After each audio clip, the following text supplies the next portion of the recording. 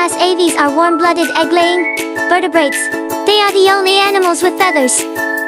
While most are adapted for flight, all birds have wings, beaks, instead of teeth, and strong, lightweight skeletons. There are over 11,000 living species worldwide. Key characteristics of birds. Anatomy. Birds have a 4-chambered heart and highly efficient respiratory systems. Many have hollow bones to reduce weight during flight.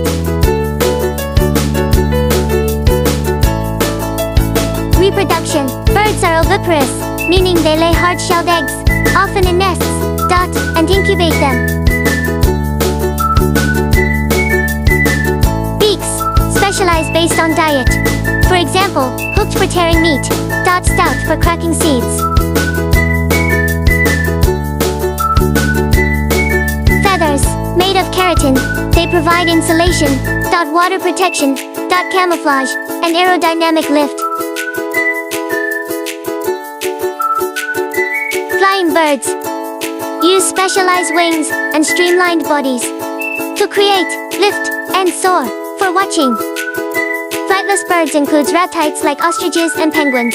Penguins use their wings as flippers for swimming, while ostriches use them for balance while running.